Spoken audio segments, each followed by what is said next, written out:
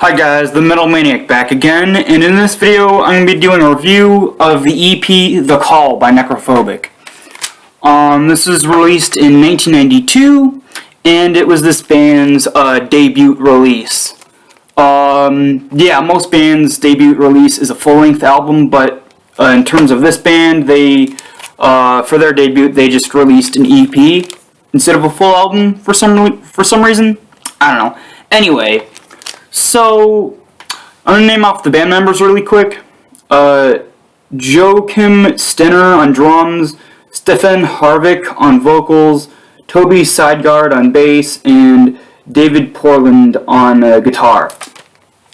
Alright, so the EP opens up with an instrumental. I almost forgot. The EP only has 3 songs, and one is a very short instrumental. So technically speaking, in terms of full-length songs, there's only 2 on here. Anyway, getting off topic. So the EP opens up with a short instrumental called Shadows of the Moon. Very creepy, very eerie instrumental. It has a nice sort of like groove riff to it. It's not like technical or anything, but it has a riff. Very simplistic, but also kind of catchy. And it goes throughout the entirety of the instrumental, but as the instrumental goes on, the intensity of just the song overall it builds up and builds up and builds up. And even though it's a good instrumental, it kind of is not enough there. And what I mean by that is that the instrumental is good, and it actually builds up the, it just builds up the music. It gets, not faster, but it gets, like, a lot more, I don't want to say epic, but it gets a lot more, I guess, aggressive. But yeah, the song builds up, the instrumental, it builds up, and right when you think it's gonna just burst into this, like, very epic instrumental, it just cuts off. Like, the instrumental just ends. And, yeah, I don't know what they were thinking. Like, again, good instrumental, but it builds up right before the payoff. Like, it feels like the instrumental was originally longer, but they cut it in half, because, like I said, the build-up feels like it was supposed to lead to something, but it doesn't, it just ends. So, yeah, very odd way they did this instrumental. It's kind of disappointing in a way, because it is very good, but it builds up to nothing. That opens the EP. And then the first actual full-length song is called The Ancient's Gate. This one is very cool, very eerie, atmospheric.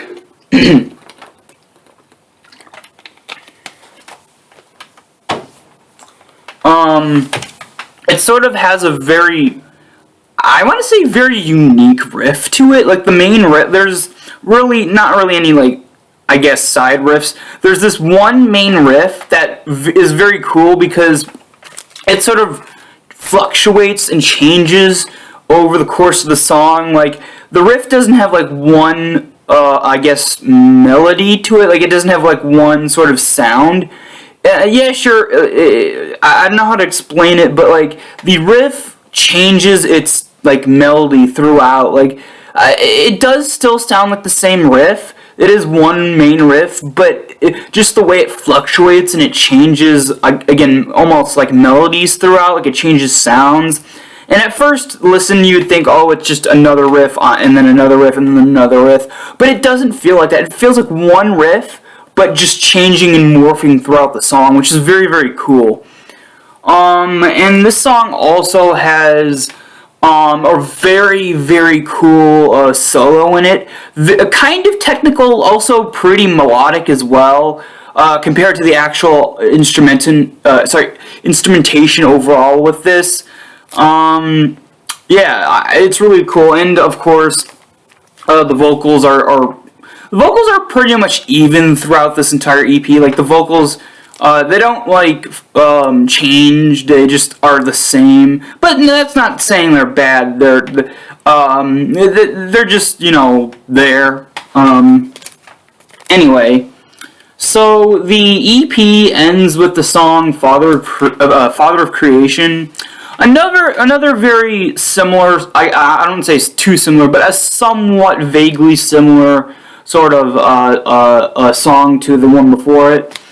It has another riff. The riff on this one, it's good, but it's not as interesting as the one before it. This riff just stays the same, but it does its job. It's pretty good. And it has another really cool solo. I would say a little less melodic and a lot shorter than the solo on the song before it, but it's still pretty interesting. Yeah. That's it for the songs. One thing I will mention, and I'll mention it later in the video, but anyway, so the artwork. The artwork is really, really cool. It has sort of like a nighttime feel to it. The color palette is pretty much just blue and white. But the blue definitely has really cool shading to it. Like, it's not just one what is it called? It's not just like it's just one shade of blue. It's actually a couple different shades. Like, you get some dark blue on the edge here. I don't know if you could see it. You get the dark blue on the edge, and then the farther you go into the middle of the artwork, the blue turns from dark blue to semi-dark, and then almost a light blue, kinda around here, and then of course you get the whatever is behind this door, and it's just like sort of like a beam of white light. So, yeah, that's very cool. I really like the shading of the artwork. And again, very cool, different shades of blue.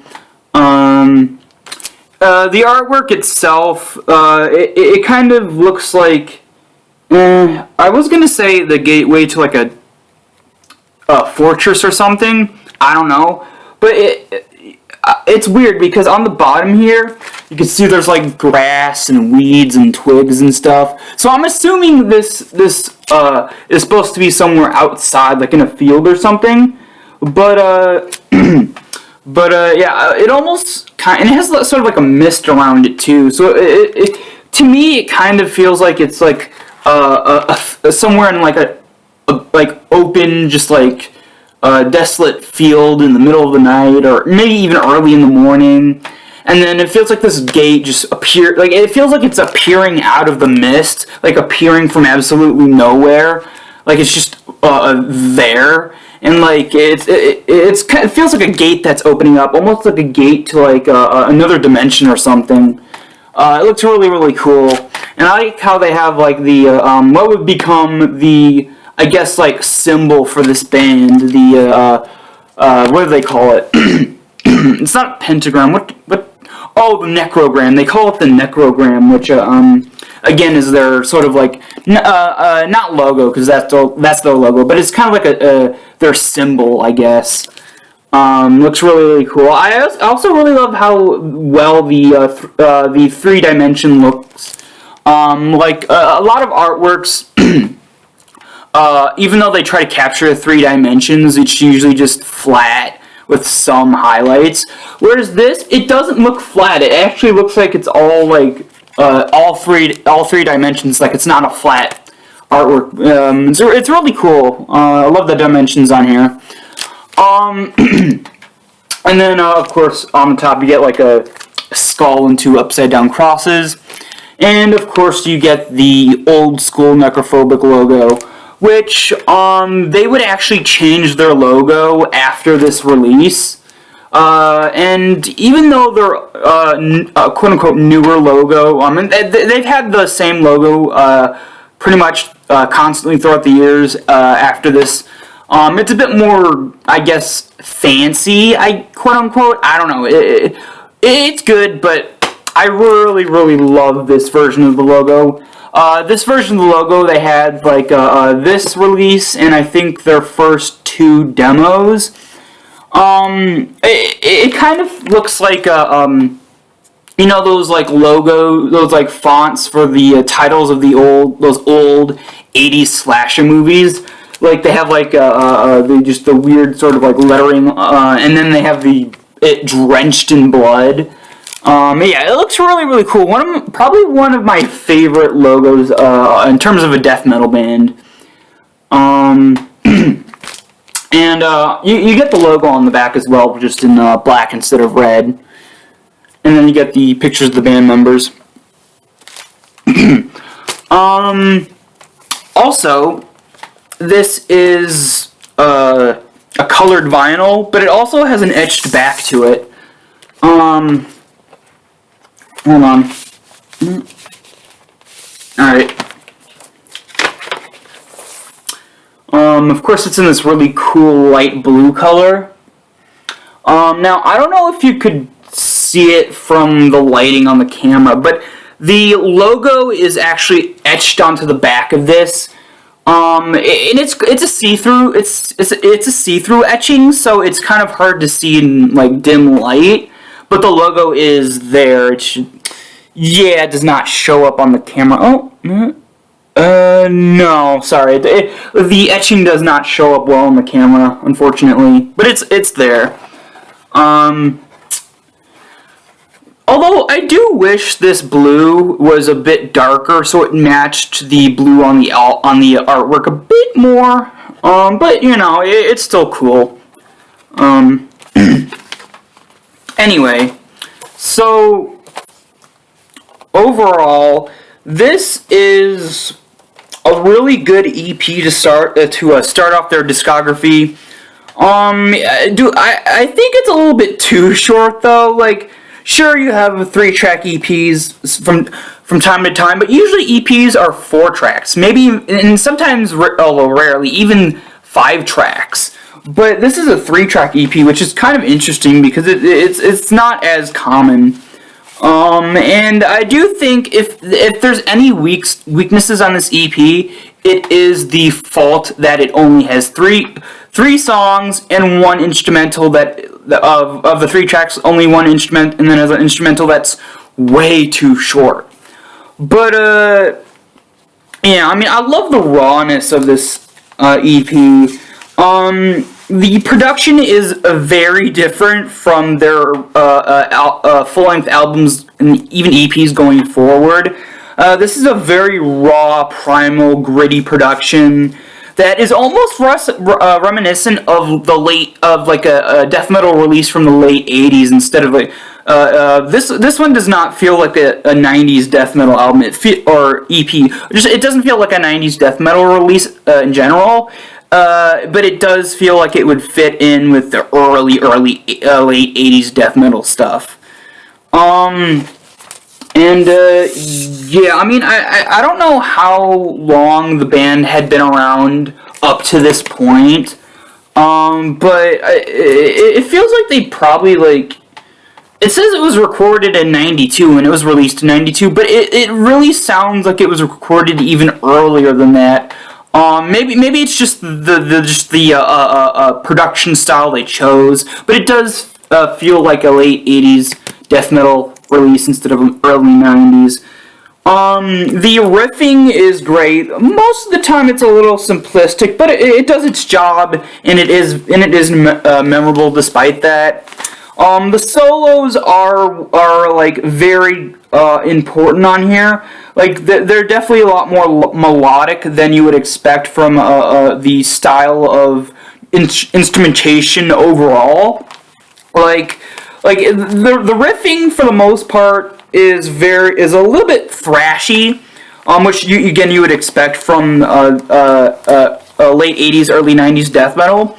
But the soloing is definitely a lot more melodic, and is kind of what they would sound like going forward. Like, if you listen to this and then listen to their first full-length album that came out afterwards, The Nocturnal Silence, that album, the instrumentation is a lot more melodic, a lot more atmospheric, and kind of technical, a little bit more technical as well. And these solos on this kind of, sort of like foreshadow the instrumentation style to going forward. And the vocals they're good. They're definitely good. Although this vocalist, what's his name again? Stefan Harvick is actually my least favorite vocalist that this band had. Not to say that he's bad. Like I said, I think his vocals are good, very good. But just in terms of my preference, I would take any other vocalist on any other Necrophobic release over him. But, that's just, again, personal preference. He does a good job on here. Overall, I do really love this release. Again, my only nitpicks are the fact that it's too short, and the instrumental is also way too short. But despite its flaws, I do really enjoy it. I'm gonna give it an 8.8 out of 10. I would have definitely given it a little higher, but like I said, it does have two, albeit minor, flaws in the overall thing. But yeah, I do really enjoy it, and it is an 8.8 out of 10. Alright, so that's about it for this video. Hope you guys enjoyed, and I will see you all next time.